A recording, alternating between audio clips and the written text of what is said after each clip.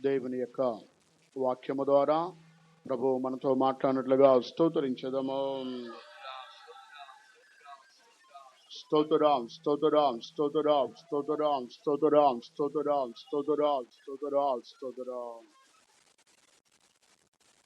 మత్తయి సువార్త 24వ అధ్యాయము 3వ వచనము నుండి కొన్ని వచనాలు చదువుకుందాం.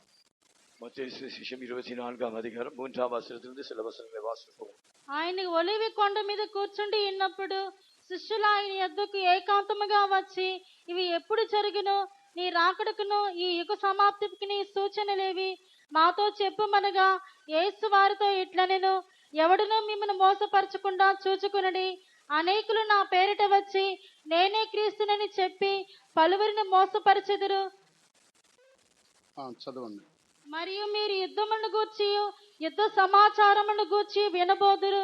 మీరు కలవరపడకుండా చూచుకునడి. ఇవి జరగవలసి ఉన్నవి గాని అంతము వెంటనే రాదు. దేవుని యొక్క నామమునకు మహిమ కలుగునుగాక. దేవుని నామమునకు మహిమ ఉండాగటం. గత 2 వారముల నుండి ఈ యొక్క వాక్యము ద్వారా అనేక కార్యములను మనము నేర్చుకొని ఉన్నాము. கடந்த 2 வாரங்களாக இந்த வசனத்தின் மூலமாக అనేక కార్యங்களை நாம் కற்று வருகிறோம்.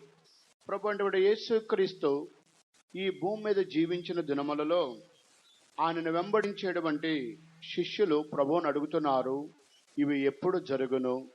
మీ యొక్క రాకడకి ఈ యుగ సమాప్తికి సూచన లేవని వారు అడుగుతున్నారు. கர்த்தராகிய இயேசு கிறிஸ்து தனித்திருக்கையில் அவருடைய சீஷர்கள் அவரிடத்திற்கு வந்து, இந்த உம்முடைய வருகைக்கும் உலகத்தின் முடிவுக்கும் இது சம்பவிக்கும் காரியத்திற்கும் இது எப்பொழுது சம்பவிக்கும் என்றும் அவர்கள் கேட்டார்கள். దానికి యేసుక్రీస్తు ఎవడను మిమ్మల్ని మోసపరచుకోకుండా చూసుకొనడి అని ఆయన సమాధానం ఇచ్చున్నారు. அப்பொழுது கர்த்தராகிய இயேசு, ஒருவனும் உங்களை வஞ்சியாதபடிக்கு எச்சரிக்கையாயிருங்கள் என்று அவர் சொன்னார். దీనిని గురించి గత వారములో మనం విని ఉన్నాము. இதை குறித்துதான் கடந்த வாரத்திலே நாம் கேட்டோம். ఆ తర్వాత 5వ వచనములో అనేకులు నేనే క్రీస్తునని చెప్పి పలువురిని మోసపరిచెదరు అనే ఆ కార్యమును కూడా ప్రభువు తెలియపరిచి ఉన్నారు. அதற்கு பின்னதாக கடந்த வாரத்திலே அநேகர் என் நாமத்தை தரித்துக் கொண்டு நானே கிறிஸ்து என்று உங்களில் அநேகரை வஞ்சிப்பார்கள் என்று நாம் கேட்டோம். వారు ఈ చివరి దినాలలో ఏ విధంగా మోసగింపబడుతున్నారో ఆ కార్యమును గురించి కూడా గత వారములో మనం విని ఉన్నాము. சிலர் எவ்விதமாக இந்த கடைசி நாட்களிலே வஞ்சிக்கப்படுகிறார்களோ அந்த காரியத்தை குறித்த சில காரியங்களை நாம் கேட்டோம். ఈ రోజు 6వ వాక్యమును మనము చూచినట్లయితే ఇక్కడ రాయబడి ఉన్నది, యుద్ధములను గురించియు యుద్ధ సమాచారముల గురించియు వినబోదురు, మీరు కలవరపడకుండా చూచుకొనుడి. யுத்தங்களின் செய்திகளையும் கேள்விப்படுவீர்கள், ஆகையால் அதை குறித்து நீங்கள் கலங்காதீர்கள் என்று வாசிக்கிறோம். ప్రభువు రాకడి యొక్క చివరి దినములలో లోకములో యుద్ధములు జరుగునని ప్రభువైన యేసుక్రీస్తు ముందుగానే తెలియపరిచి ఉన్నారు. கர்த்தருடைய வருகைக்கு முன்னதாக இந்த உலகத்திலே யுத்தங்கள் நடைபெறும் என்று கர்த்தராகிய இயேசு கிறிஸ்து சொன்னார். ఇవి జరుగుతున్న దినాలలో మీరు కలవరపడకుండా చూసుకోవాలని ప్రభు ఆ కార్యమును కూడా తెలియపరిచి ఉన్నారు. இவைகள் சம்பவிக்கும் போது நீங்கள் கலங்காதபடிக்கு எச்சரிக்கையாயிருங்கள் என்று அந்த காரியத்தையும் கர்த்தராகிய இயேசு சொன்னார்.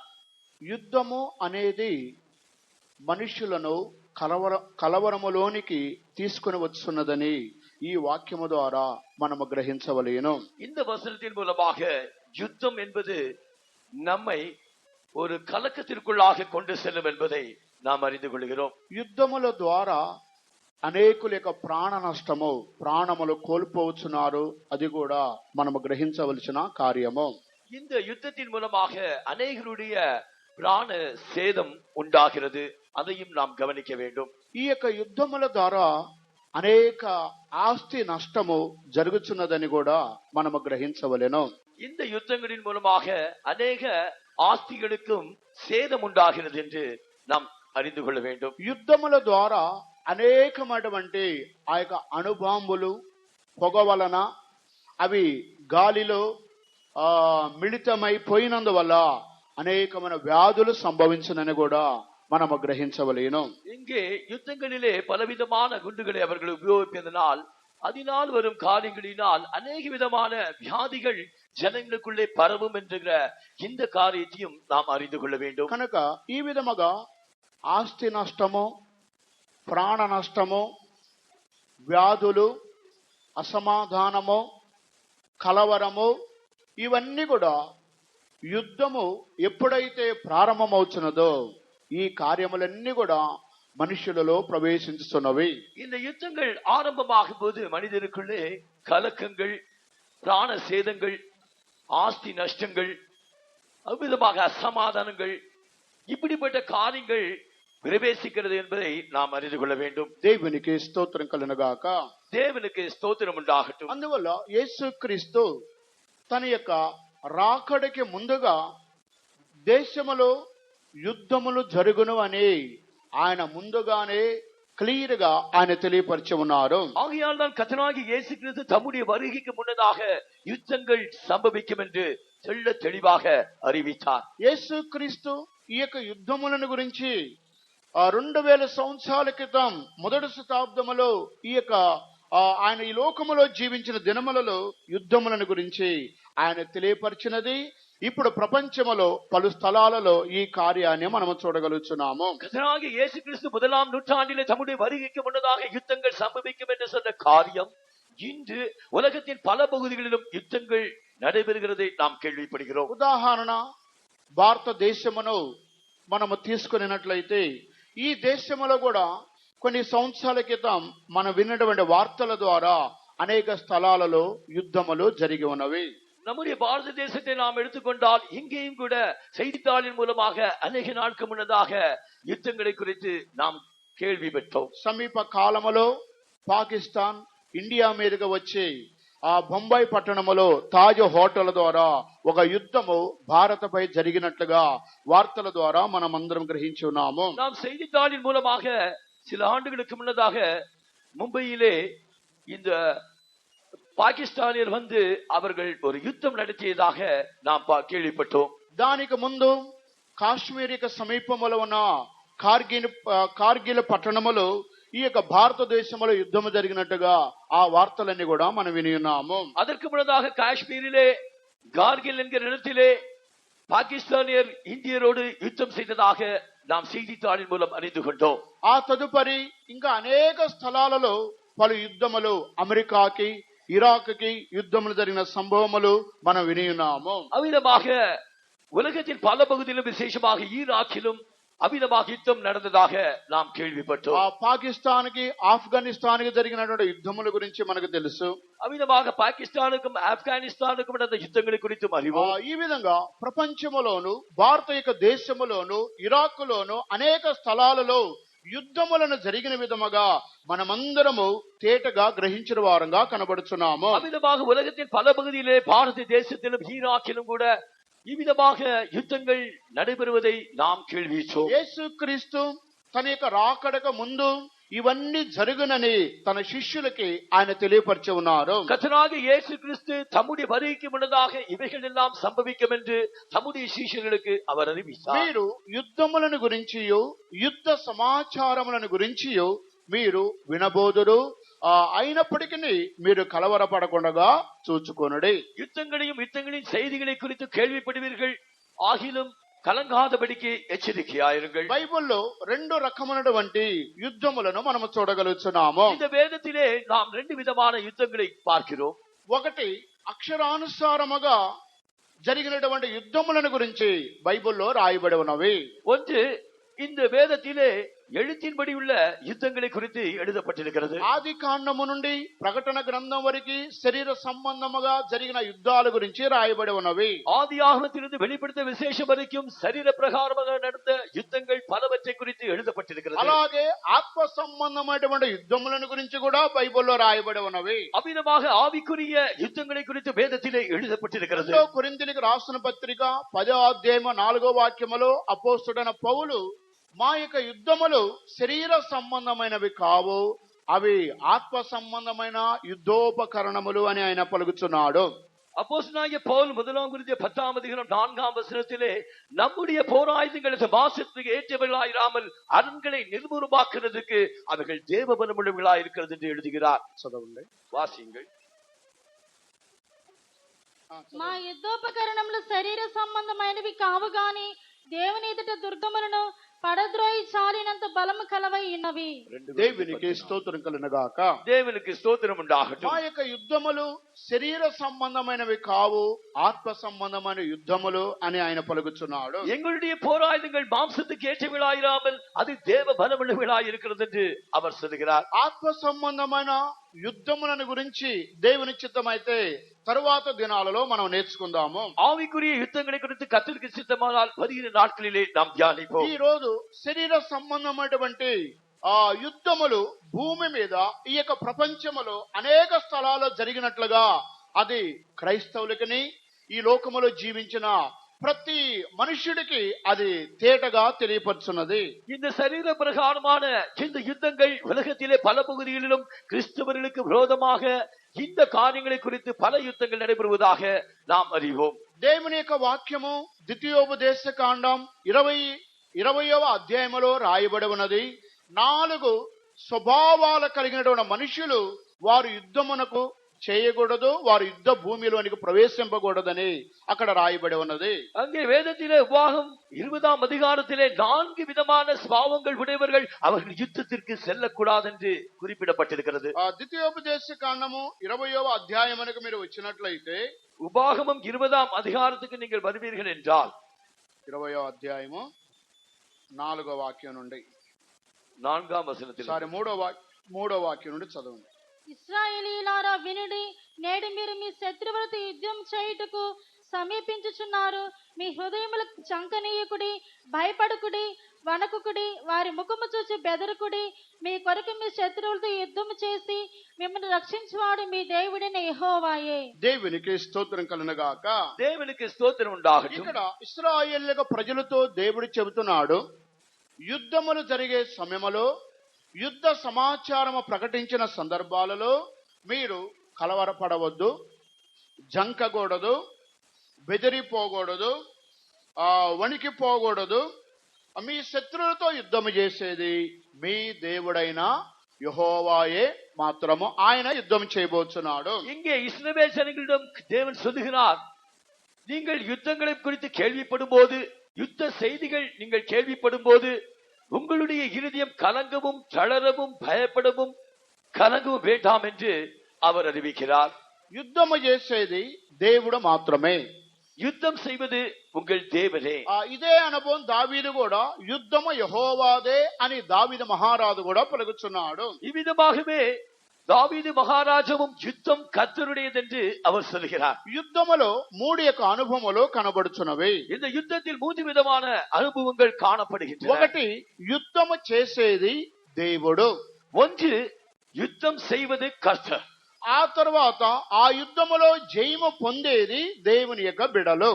இரண்டாவது, யுத்தத்திலே ஜெயம் பெறுகிறவர்கள் தேவனுடைய பிள்ளைகள். ఆ యుద్ధములో అపజయము పొందేది, ఓడిపోయేది సాతాను యొక్క జనులైంటున్నారు. மூன்றாவது, அந்த யுத்தத்திலே தோற்று போகிறவர்கள் సాతానాయి இருக்கிறார். జయము అపజయము యుద్ధము చేసేది 3 భాగాలు ఉంటున్నవి. இவ்விதமாக யுத்தத்திலே யுத்தம் செய்வது, அந்த யுத்தத்தில் ஜெயம், யுத்தத்தில் தோல்வி என்று 3 பகுதிகள் காணப்படுகின்றன. అప్పుడు యుద్ధము చేసేది దేవుడు, జయం పొందేది దేవుని బిడలు, అపజయం పొందేది సాతాను యొక్క బిడలు. அப்படியானால் யுத்தம் செய்வது கர்த்தர், ஜெயம் பெறுவது தேவனுடைய பிள்ளைகள், தோல்வியுறுவது சாத்தான். అందువల్ల ఇశ్రాయేలీలారా, యుద్ధమునకు మీరు వెళ్ళినప్పుడు మీ హృదయములు జంకకూడదు, బెదరకూడదు, వణకకూడదు, భయపడకూడదు అని దేవుడు చెబుతున్నాడు. ஆகையால் தான் இஸ்ரவேல் ஜனங்களே, நீங்கள் யுத்தத்திற்கு போகும்போது நீங்கள் கலங்க வேண்டாம், பயப்பட வேண்டாம், தத்தளிக்க வேண்டாம் என்று சொல்கிறார். ఆ తర్వాత ద్వితీయోపదేశకాండం 20వ అధ్యాయం 5వ వాక్యం నుండి మనం చదివినట్లయితే అక్కడ 4 గ్రూపుల వారు యుద్ధమునకు వెళ్ళకూడదు.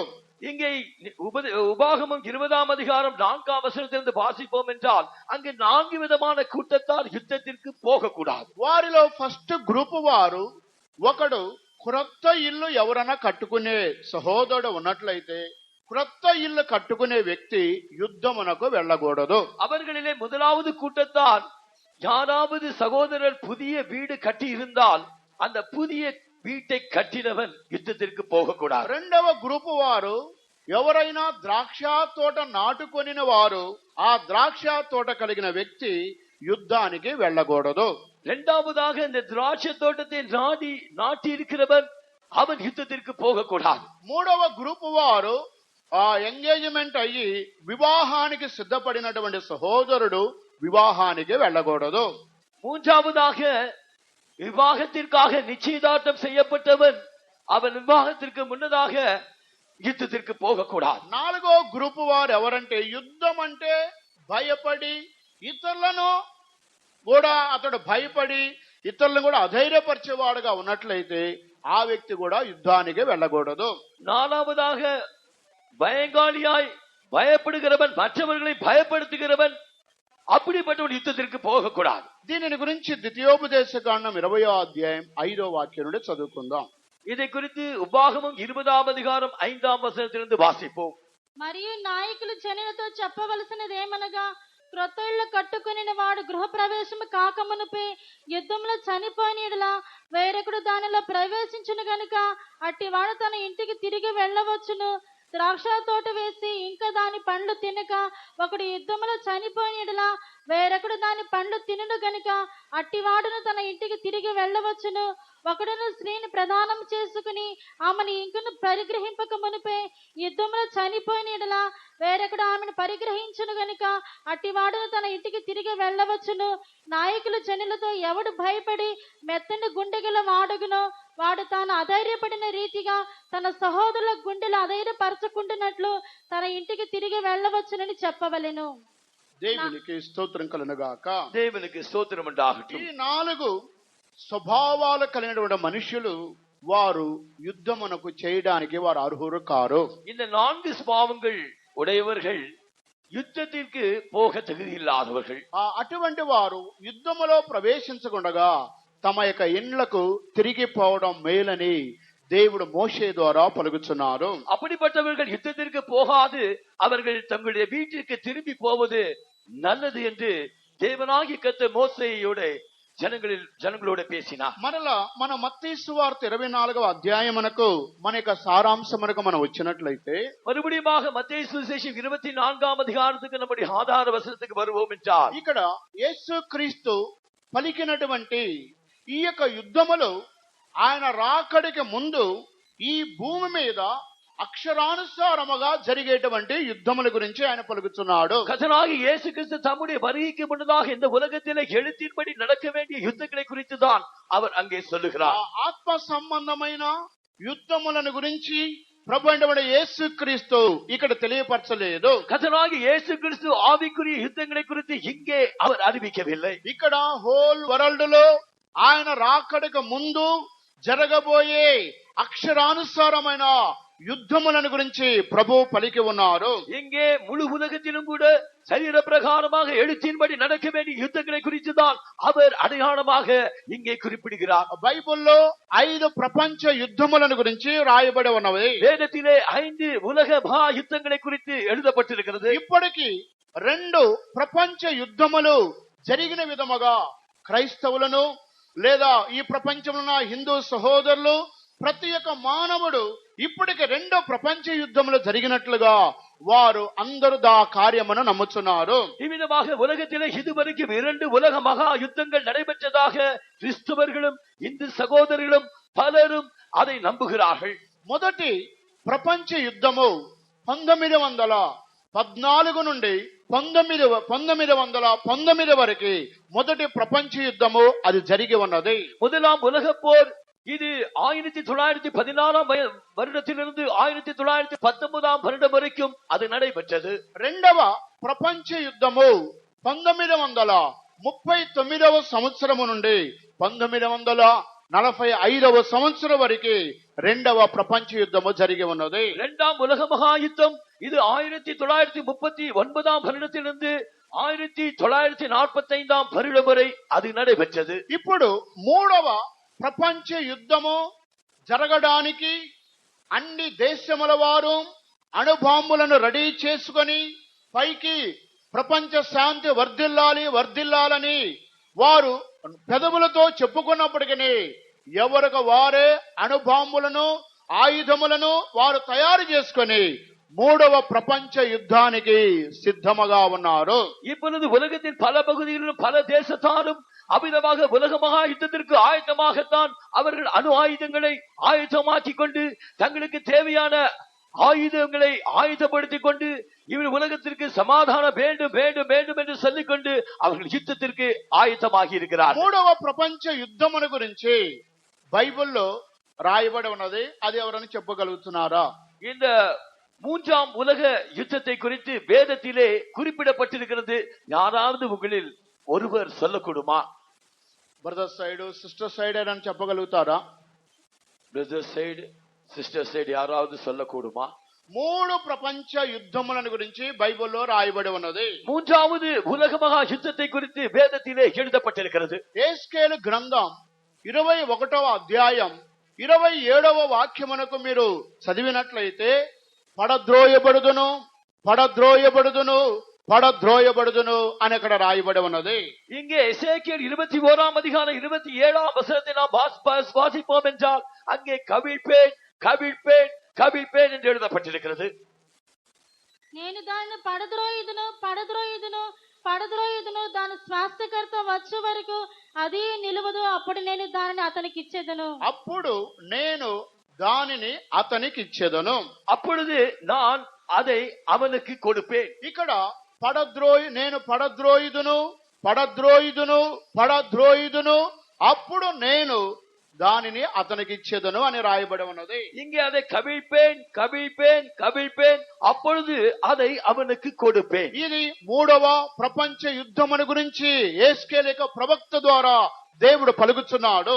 இதை 3ஆம் உலக யுத்தமாக தேவனாகிய கர்த்தர் எசேக்கியேல் தீர்க்கதரிசியின் மூலமாக அவர் உரைக்கிறார். అందువల్ల 3 సందర్భాలలో ఒకే మాట 3 విధములుగా రాయబడి ఉన్నది. இங்கே ஒரே வார்த்தை 3 முறை எழுதப்பட்டிருக்கிறது. నేను పడద్రోయుదును పడద్రోయుదును పడద్రోయుదును, நான் அதை கவிழ்ப்பேன் கவிழ்ப்பேன் கவிழ்ப்பேன். ఇదే యేస్కేలు గ్రంథం 21వ అధ్యాయం మొదటి 2 వాక్యాలు మనం చదివినట్లయితే இதே எசேக்கியேல் புத்தகம் 21ஆம் அதிகாரம் முதல் 2 வசனங்களை வாசித்தால் ఇది యెరూషలేము యొక్క పట్టణమును గురించి చెప్పబడినటువంటి ఒక సందర్భమై ఉంటుంది. இது எருசலேம் நகரத்தை குறித்து சொல்லப்பட்ட அந்த వసనத்துக்குரிய సందర్భமாய் కాణపడుகிறது. మొదటి 2 వాక్యాలు చదువుకుందాం. అప్పుడు యెహోవా వాక్కు నాకు ప్రత్యక్షమై ఇలాగు సెలవిచ్చెను, నరపుత్రుడా, యెరూషలేము తోటి నీ ముఖము త్రిప్పుకొని పరిశుద్ధ స్థలమును బట్టి ఇశ్రాయేలీల దేశమును గూర్చి ప్రవచించి ఇట్లనము. దేవునికి స్తోత్రం కలుగును గాక. దేవునికి స్తోత్రం ఉండాలి. యెరూషలేము యొక్క పరిశుద్ధ స్థలమును గురించి ఇక్కడ చెప్పబడి ఉన్నది. యెరూషలేము ఎన్கிற పరిశుద్ధ స్థలத்தை குறித்து இங்கே சொல்லப்பட்டிருக்கிறது. ఇప్పుడు ప్రపంచములో అనేక మతముల వారు యెరూషలేము కావాలని ప్రతి వారు కూడా యెరూషలేము కోసం వారు ప్రయాసపడుతున్నారు. இங்கே இப்பொழுது எருசலேமை சுற்றி இருக்கிற பல மதத்தார் எனக்கு எருசலேம் தேவை என்று அதற்கு விரோதமாக எழுப்புகிறார்கள். ఉదాహరణ, యూదులు యెరూషలేములో దేవాలయమును తిరిగి కట్టాలని వారు ప్రయాసపడుతున్నారు. உதாரணமாக யூதர்கள் எருசலேமிலே மறுபடியும் ஆலயத்தை கட்டும்படியாக பிரயாசப்படுகிறார்கள். వారు యేసు క్రీస్తుని వారు నమ్మరు. அவர்கள் கர்த்தராகிய இயேசு கிறிஸ்துவை நம்ப மாட்டார்கள். వారు మెస్సియాను మాత్రమే నమ్ముతున్నారు. அவர்கள் மேசியா என்கிற ஒருவரைத்தான் அவர்கள் நம்புகிறார்கள். ఆ మెస్సియా కొరకు వారు ఎదురు చూస్తున్నారు. அந்த மேசியாவுக்காக அவர்கள் எதிர்நோக்குகிறார்கள். ప్రభువైన యేసు క్రీస్తుని వారు నమ్మలేదు. கர்த்தராகிய இயேசு கிறிஸ்துவை அவர் விசுவாசிக்கவில்லை. ఎప్పటి నుంచి వారు నమ్మలేదు?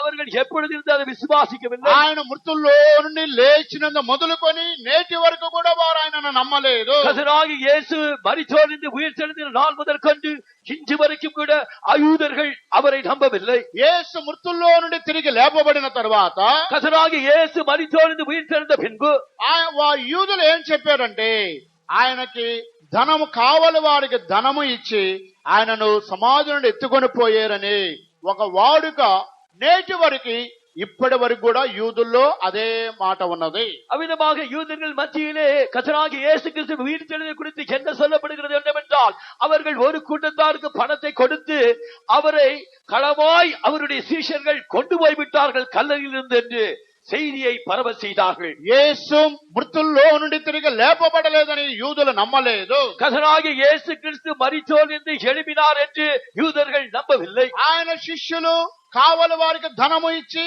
ఆ ధనము వలన యేసును సమాధులను ఎత్తుకొని పోయారే గాని యేసు బ్రతకలేదని యూదులు నమ్మలేదు. அவ்விதமாக அவருடைய சீஷர்கள் கல்லறையிலிருந்து அவருடைய உடலை அங்கே இருந்த காவலாளர்களுக்கு பணத்தை கொடுத்து களவாய் கொண்டு போனார்கள் என்று இந்த செய்தியை பரப்பினார்கள். దానిని గురించి మత్తయి సువార్త 28వ అధ్యాయం 11వ వాక్యం నుండి కొన్ని వాక్యాలు చదువుకుందాం. அதை குறித்து மத்தேயு 28ஆம் அதிகாரம் 11 నుండి 11ஆம் వచనத்திலிருந்து சில వచనங்களை వాసిద్దాం. వారు వెళ్ళుచుండగా కావలి వారిలో కొందరు పట్టణములోనికి వచ్చి జరిగిన సంగతులన్నిటినీ ప్రధాన యాజకులతో చెప్పిరి. కాబట్టి వారు పెద్దలతో కూడి వచ్చి ఆలోచన చేసి ఆ సైనికులను చాలా ద్రవ్యం ఇచ్చి, మేము నిద్రపోవచ్చుండగా అతని శిష్యులు రాత్రి వేళ వచ్చి అతన్ని ఎత్తుకుని పోయిరని మీరు చెప్పుడి. ఇది అధిపతి చెవినబడిన ఎడల మేము అతని సమ్మతిపరిచి మీకేమీ తొందర కలుగకుండా చేతుమని చెప్పిరి. అప్పుడు వారు ఆ ద్రవ్యం తీసుకుని తమకు బోధింపబడిన ప్రకారము చేసిరి.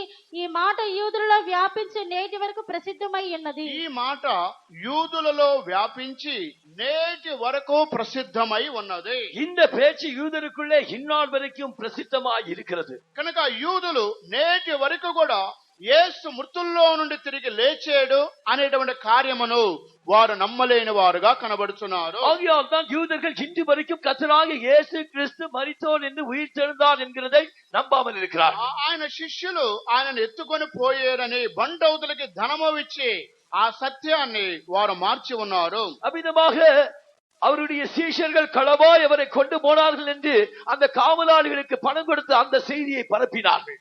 ఇదే అనుభవం రోమిలికి రాసిన పత్రిక 11వ అధ్యాయములో కూడా మనము చూడగలుగుతున్నాము. இதே அனுபவத்தை ரோமர் 11ஆம் அதிகாரத்திலும் நாம் வாசிக்கிறோம். 7వ వాక్యం నుండి చదువుకుందాం. 7ஆம் వచనத்திலிருந்து, అలాగని ఏమగును, ఇశ్రాయేలు వెదుకున్నది ఏదో అది వారికి దొరకలేదు.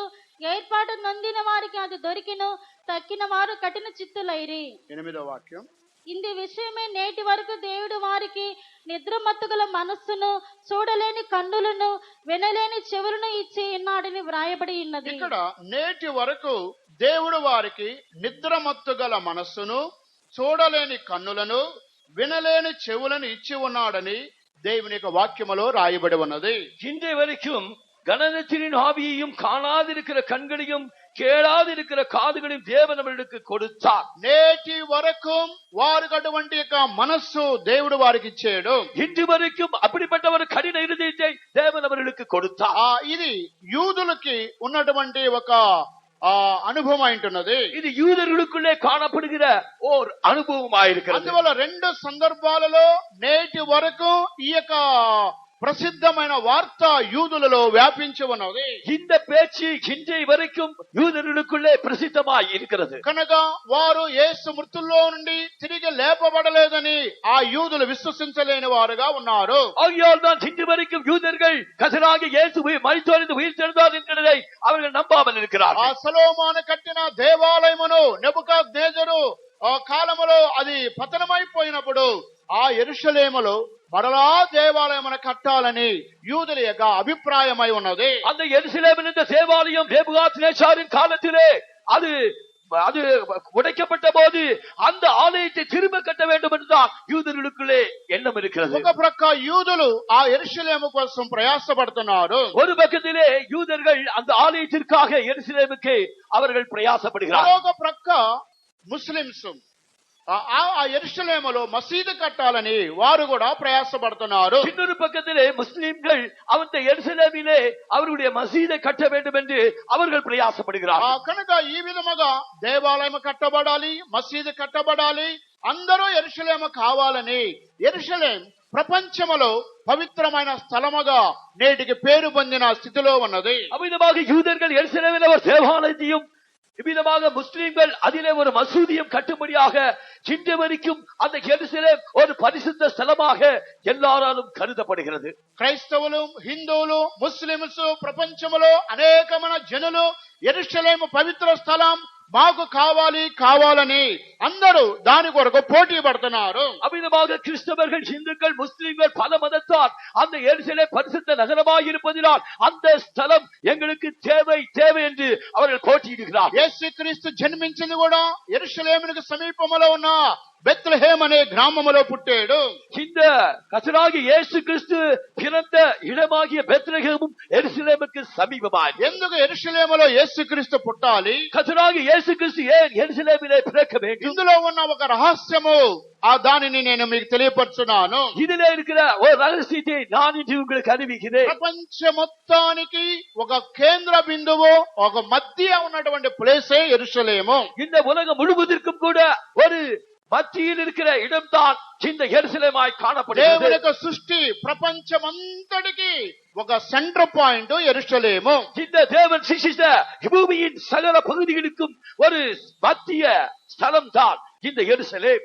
ఇప్పుడు మన ఆంధ్రప్రదేశ్ ని ఉదాహరణగా మనం తీసుకున్నట్లయితే, உதாரணமாக ஆந்திர பிரதேசத்தை மாத்திரம் நாம் எடுத்துக்கொள்வோம் ఈ என்றால், యొక్క ఆంధ్రప్రదేశ్ కి చివరి భాగము ఇటు నెల్లూరు, తడ, ఆ చివర ఒక ప్రాంతముగా కనబడుతున్నది. அந்த ஆந்திர பிரதேசத்திற்கு இந்த பகுதியிலே கடைசியாக காணப்படுவது நெல்லூராக காணப்படுகிறது. లేనట్లయితే ఈ సైడ్ వెళ్ళినట్లయితే పలాస దాటి బరంపూర్ చాలా దూరములో ఈ యొక్క స్టేట్ కి ఒక మూలన ఉంటున్నది. இன்னொரு பக்கத்திலே பார்க்கும்போது ஆந்திர பிரதேசத்துக்கு இன்னொரு மூலையாக இந்த பலாசா, பெரம்பூர் அது காணப்படுகிறது. అందువల్ల యెరూషలేము అనేది ప్రపంచములో ఒక మూలన, ఒక చివర ఉండేటువంటి ఊరు కాదు. அவ்விதமாகவே பார்க்கும்போது இந்த பூகோள ரீதியாக எருசலேம் உலகத்திலே ஒரு மூலையிலே இருக்கிற பட்டணம் அல்ல. యెరూషలేం హోల్ వరల్డ్ కి మధ్య ఒక కేంద్ర బిందువై ఉంటున్నది.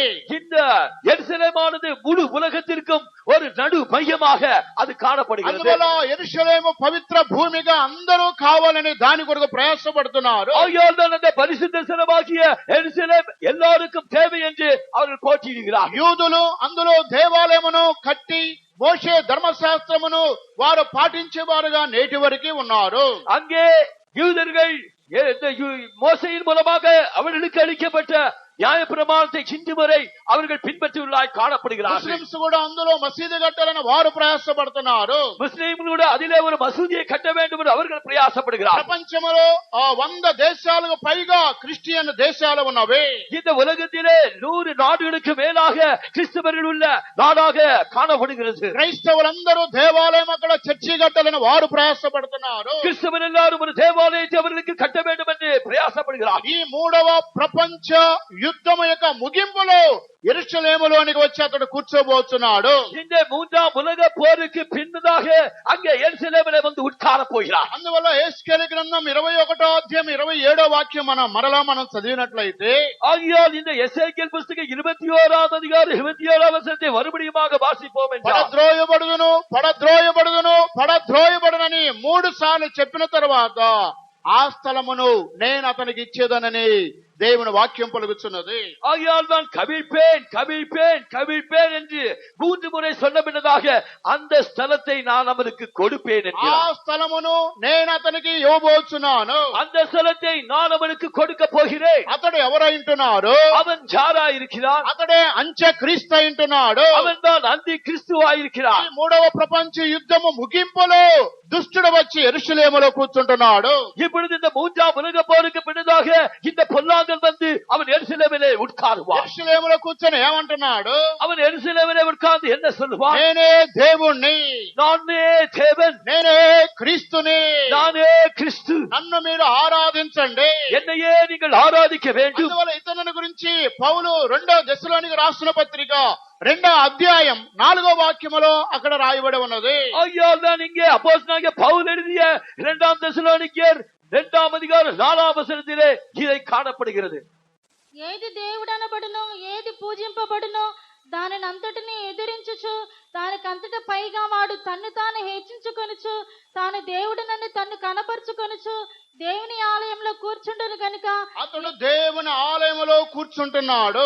அவன் ஆலயத்திலே தேவன் போல உட்கார்ந்திருப்பான். నేనే దేవుడని చెప్పుకుంటున్నాడు. அவன் தன்னையே தேவன் என்று சொல்லுவான். నన్నే పూజించాలని చెబుతున్నాడు. அவன் தன்னையே ஆராதிக்க வேண்டும் என்று அவன் சொல்லுவான். తన్ను తానే హెచ్చించుకుంటున్నాడు. அவன் தன்னை தானே உயர்த்திக் கொள்வான். అక్కడ వచ్చి దేవాలయంలో కూర్చుంటున్నాడు. அவன் அங்கே வந்து தேவாலயத்திலே ఇది உட்கார்ந்திருப்பான். ఎప్పుడు జరుగుతున్నది? இது எப்பொழுது சம்பவிக்கிறது? మూడవ ప్రపంచ యుద్ధము ముగింపబడిన సందర్భములో అంత్యక్రీస్తు వచ్చి యెరూషలేములో కూర్చుంటున్నాడు. மூன்றாம் உலக போர் முடிகிற வேளையிலே அந்த கிறிஸ்து வந்து ஆலயத்திலே உட்காருவார். అందువలన ఈ యొక్క మూడవ ప్రపంచ యుద్ధమును గురించి యేస్కేలు గ్రంథములో రాయబడి ఉన్నది. ஆகையால் இந்த ஒரு மூன்றாம் உலக போரை குறித்து இந்த எசேக்கியேல் புத்தகத்திலே எழுதப்பட்டிருக்கிறது. అతడి యొక్క ముగింపులో అంత్యక్రీస్తు దేవాలయ యెరూషలేములో కూర్చోబోతున్నాడు. அந்த உலக போரின் முடிவிலே தேவாலயத்திலே அந்த கிறிஸ்து வந்து உட்கார போகிறார். అందువల్ల అతడు పరిపాలన చేయబోతున్నాడు. அங்கே இருந்து அவன் ஒரு ஆளுகையை செய்ய போகிறார். ప్రియమైన సహోదరి సహోదరుడా, பிரியமான சகோதரனே சகோதரியே, ఈ మూడవ ప్రపంచ యుద్ధము అతి త్వరలో జరగబోతున్నది. இந்த மூன்றாம் உலக யுத்தம் அது சீக்கிரத்திலே நடைபெறவிருக்கிறது. అంత్యక్రీస్తు బయలుపడక మునిపే ఇది జరగబోతున్నది. அந்த கிறிஸ்து வெளிப்படும் முன்பே இது சம்பவிக்க போகிறது. దీనికి అన్ని దేశాల వారు సిద్ధముగా ఉన్నారు. இதில் முழு உலகத்திலும் இருக்கிற தேசத்தார் ஆயத்தமா ఆ இருக்கிறார். ప్రపంచములో క్రైస్తవ దేశాలు కూడా సిద్ధముగా ఉన్నవి. உலகத்தில் உள்ள கிறிஸ்தவர்களின் தேசங்கள் எல்லாம் ஆயத்தமா இருக்கிறது. దీనినే ఐక్య రాజ్య సమితి అని పిలువబడుతున్నది. இதே ஐக்கிய நாடுகளின் சமூகம் என்று அழைக்கப்படுகிறது. దీనినే ఈసీఎం అని ఐరోపా ఇది 10 దేశాల వారు ఒక కమిటీ ఏర్పాటు చేసుకొని ఈసీఎం అనే వారు ఏర్పాటు చేస్తున్నారు. விதமாக ஐரோப்பாவில் உள்ள அந்த பொது நாடுகள் எல்லாம் அது ஒரு கமிட்டி என்று அது சேர்ந்திருக்கிறது. ఈసీఎం అనగా ఏంటి? இந்த ஈசிஎம் என்றால் அர்த்தம் என்ன? ఐరోపియన్ కామన్ మార్కెట్ అని పిలువబడుతున్నది. அதுதான் யூரோப்பியன் காமன் மார்க்கெட் என்று அழைக்கப்படுகிறது. 10 దేశాల వారు కలిసి ఈ యొక్క అంత్యక్రీస్తుతో వారు పరిపాలన చేయబోతున్నారు. பல தேசத்தார் சேர்ந்துதான் இந்த அந்த கிறிஸ்துவோடு ஆளுகை செய்ய போகிறார். అందువల్ల ఇక యెరూషలేం అందరికి ఒక ముఖ్యమైన పట్టణముగా పిలువబడుతున్నది. ஆகையால்தான் இந்த எருசலேமானது எல்லாருக்கும் ஒரு முக்கியமான நகரமாக கருதப்படுகிறது. ఈ యొక్క మూడవ ప్రపంచ యుద్ధము అతి త్వరలో జరగబోతున్నది. இந்த மூன்றாம் உலக போர் சீக்கிரமாய் நடக்க போகிறது. నాలుగవ ప్రపంచ యుద్ధముల గురించి కూడా బైబిల్లో చూచినట్లయితే நான்காவது உலக யுத்தத்தை குறித்து நாம் வேதத்திலே பார்க்கும்போது ప్రకటన గ్రంథము 16వ అధ్యాయములో హర్మగిద్దోన్ అనేటువంటి ఒక యుద్ధము జరగబోతున్నది. வெளிப்படுத்தின விசேஷம் 16ஆம் அதிகாரத்தில் அர்மகதோன் யுத்தம் என்று ஒரு யுத்தம் అది நடைபெறவிருக்கிறது. నాలుగవ ప్రపంచ యుద్ధముగా పిలువబడుతున్నది. அதுதான் நான்காம் உலக யுத்தமாக கருதப்படுகிறது. ఐదవ ప్రపంచ యుద్ధమును గురించి మనం చూచినట్లయితే ஐந்தாம் உலக மகா யுத்தத்தை குறித்து நாம் பார்ப்போம் అది என்றால் గోగు మాగోగు యొక్క యుద్ధం అంటున్నది. அதுதான் கோகு மாகோகு யுத்தமாய் ఆ எண்ணப்படுகிறது. గోగు మాగోగు యుద్ధమును గురించి యేస్కేలు గ్రంథం 38వ అధ్యాయములో రాయబడి ఉన్నది. அந்த கோகு மாகோகு யுத்தத்தை குறித்து எசேக்கியேல் 38ஆம் அதிகாரத்திலே உரைக்கப்பட்டிருக்கிறது. ప్రకటన గ్రంథం 20వ అధ్యాయములో గోగు మాగోగుని గురించి రాయబడి ఉన్నది. வெளிப்படுத்தின விசேஷம் 12ஆம் அதிகாரத்திலே இந்த கோகு மாகோகு யுத்தத்தை பற்றி சொல்லப்பட்டிருக்கிறது. యేస్కేలు గ్రంథం 38వ అధ్యాయములో రాయబడి ఉన్నది. எசேக்கியேல் 38ஆம் அதிகாரத்திலே எழுதப்பட்டிருக்கிறது. ఈ యొక్క గోగు మాగోగ్ అనేది రష్యాలో ఉన్నటువంటి కొన్ని స్థలముల పేర్లు అంటున్నవి. இந்த கோகு மாகோகு என்பது இது ரஷ்யாவில் உள்ள சில இடங்களின் பெயராய் காணப்படுகிறது. రష్యా యొక్క రాజధాని మాస్కో పట్టణం అంటున్నది. அந்த ரஷ்யாவில் உள்ள அந்த தலைநகரமாகிய மாஸ்கோ పట్టణமாய் ఈ காணப்படுகிறது. యొక్క రష్యా గోగు మాగోగుని గురించి ఆదికాండము 10వ అధ్యాయములో కూడా రాయబడి ఉన్నది. இந்த கோகு மாகோகு குறித்து ஆதியாகமம் 10ஆம் அதிகாரத்திலும் சொல்லப்பட்டிருக்கிறது. ఆదికాండము 10వ అధ్యాయమునకు వచ్చినట్లయితే ஆதியாகமம் 10ஆம் அதிகாரத்துக்கு வருவோம் என்றால் చదవండి. வாசியுங்கள். గోగు మాగోగుని గురించి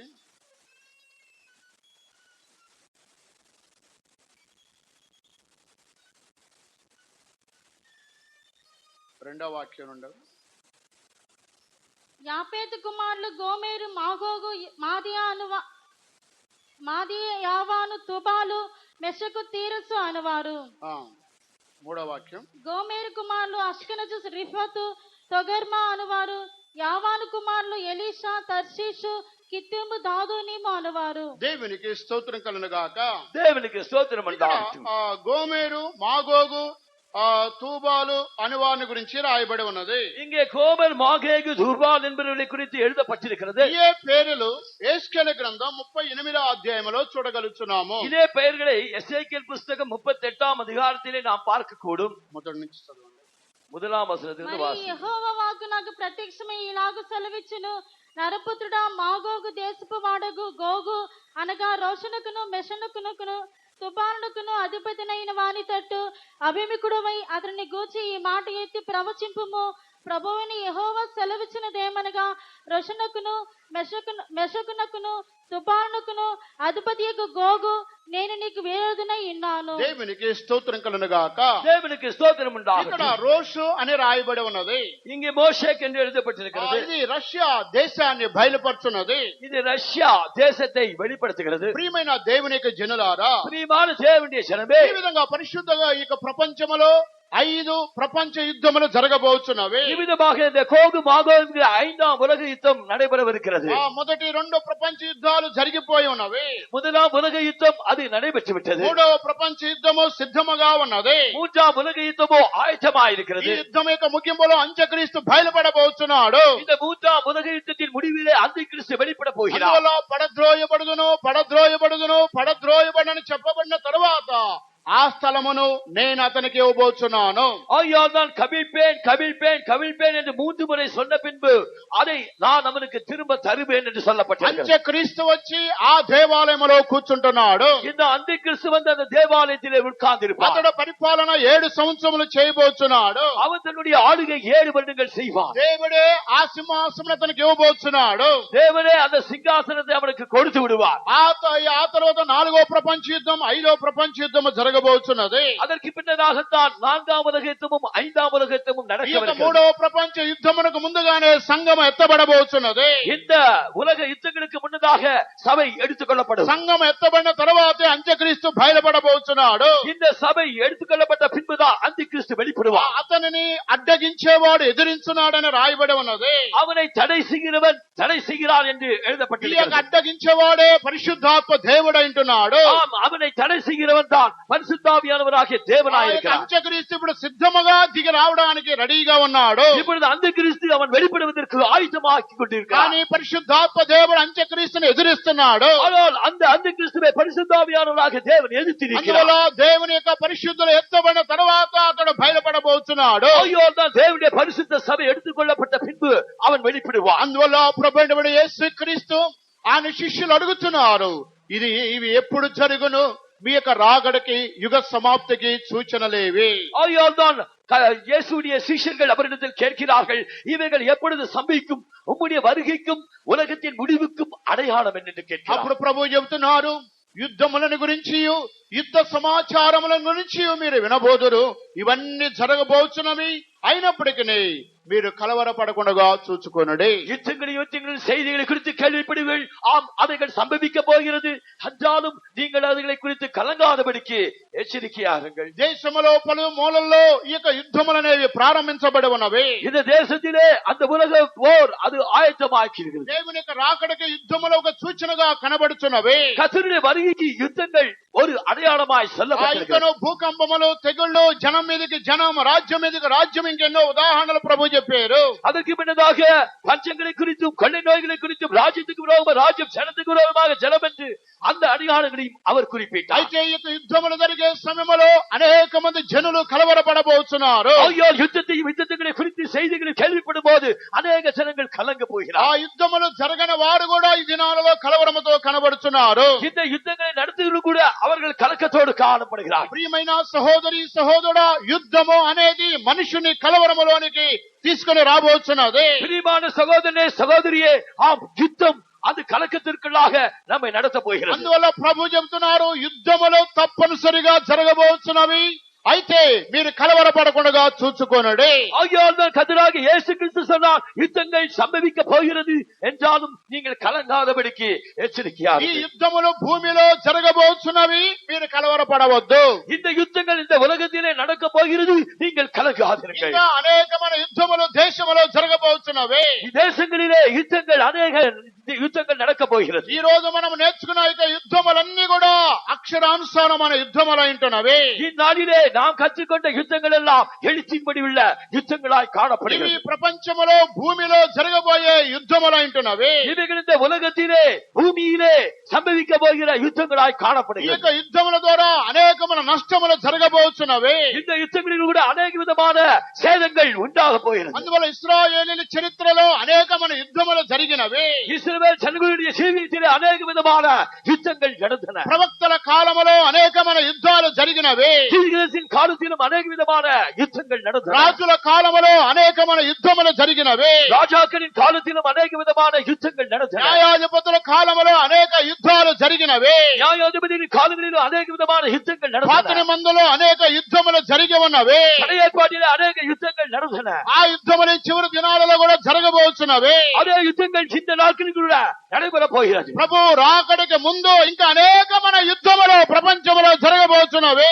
கர்த்தருடைய வருகைக்கு முன்னதாக உலகத்திலே அநேக விதமான யுத்தங்கள் நடக்க வேண்டியது. ఆత్మలో ఆత్మ సంబంధమైన యుద్ధములు కాదు, ஆவியிலே சம்பவிக்கிற யுத்தங்கள் அல்ல. శరీర సంబంధమైన యుద్ధములు ఎన్నో జరగబోతున్నవి. சரீர சம்பந்தமான யுத்தங்கள் எத்தனையோ நமக்கு நடக்க வேண்டியிருக்கிறது. ప్రపంచ చరిత్రలో ఈ యొక్క యుద్ధములు ఏ ఏ సంవత్సరమో ఎవరెవరికి జరిగినాయో గవర్నమెంట్ యొక్క రిజిస్టర్ లో ఈ యొక్క యుద్ధముల గురించి రాయబడి ఉన్నవి. உலக சரித்திரத்திலே எந்தெந்த யுத்தங்கள் எந்தெந்த தேசத்துக்கு மத்தியிலே எப்போது சம்பவித்திருக்கிற அந்த அந்த குறிப்புகள் இந்த அரசாங்கத்திலே இருக்கிறது. కానీ ప్రభు చెబుతున్నారు, ఈ యొక్క యుద్ధములను యుద్ధ సమాచారములు మీరు వినినప్పుడు మీరు కలవరపడకూడదు. ஆனால் கர்த்தர் சொன்னார், இந்த யுத்தங்களையும் யுத்தத்தின் செய்திகளையும் நீங்கள் கேள்விப்படும் போது ఈ கலங்காதீர்கள். యొక్క కలవరము మనుషులను ఏం చేయుచున్నది? இந்த கலக்கம் மனிதனை என்ன செய்கிறது? ఒక వ్యక్తి కలవరపడినట్లయితే ஒருவன் அவன் கலங்கினார், ఆ యొక్క కలవరము అతనితో ఆగిపోవడం లేదు. அந்த కలకமானது அவனோடு நின்று విடுவదல்ல. అతనికి కలవరము తన తోటి ఉన్న వారందరినీ కలవరపరచబోతున్నాడు. அவன் தானே கலக்கிக் கொண்டு மற்றவனை கலக்குகிறான். అందువల్ల ద్వితీయోపదేశ కాండం 20వ అధ్యాయము మనము చదివిన వాక్యములో ఎవడైతే భయపడి యుద్ధమని భయపడుతున్నాడో మెత్తని హృదయం కలిగిన వాడు ఇతరులను కూడా అతడు అధైర్యపరుస్తున్నాడు. இவ்விதமாக உபாகமம் 20ஆம் அதிகாரத்திலே இந்த கலங்குகிறவன் அவன் மற்றவர்களுடைய இருதயத்தை கரைய பண்ணும்படியாக அவன் కలంగినవనాக కాణపడాదబడికి అవన్ తిరిగి పోకడం என்று சொல்லப்பட்டிருக்கிறது. అతడు ఒక్కడే కలవరపడడం కాదు, మిగిలిన వారిని కూడా కలవరపరుస్తున్నాడు. அவன் ஒருவனே கலக்கம் அடைந்தவனாய் அல்ல, அவன் மற்றவர்களின் கலக்கம் அடைக்கிறவனாய் காணப்படுகிறான். ఏ ఏ దేశాలకు యుద్ధము జరగబోతున్నదో ఆ రెండు దేశాల వారు కలవరము ప్రపంచమంతటికి కలవరాన్ని తీసుకుని రాబోతున్నది. எந்தெந்த நாடுகளுக்கு மத்தியிலே யுத்தம் சம்பவிக்க போகிறதோ அந்த செய்திகளை கேட்டு உலகம் முழுவதும் அந்த கலக்கம் பரவ போகிறது. దీనికి కొన్ని ఉదాహరణలు బైబిల్లో మనం చూసినట్లయితే இதை குறித்த உதாரணங்களை வேதத்திலே நாம் பார்ப்போம் என்றால், ఎవరు కలవరపడి ఉన్నారు, వారు ఎవరెవరిని కలవరపరిచారో బైబిల్లో రాయబడి ఉన్నవి. யார் கலங்கினார்கள், யார் மற்றவர்களை கலக்கினார்கள் வேதத்திலே எழுதப்பட்டிருக்கிறது. దేవునికి స్తోత్రం కలుగును గాక. தேவனுக்கு ஸ்தோத்திரம் உண்டாகட்டும். మొట్టమొదటిగా మత్తయి సువార్త 2వ అధ్యాయం 3వ వాక్యములో హేరోదు రాజు ఆయన కలవరపడ్డాడు. ఆ తర్వాత యెరూషలేములో ఉన్న ప్రజలందరినీ కూడా కలవరపరిచాడు.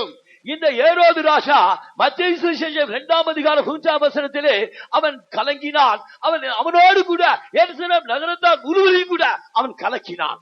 మత్తయి సువార్త 2వ అధ్యాయము మొదటి నుంచి చదవండి.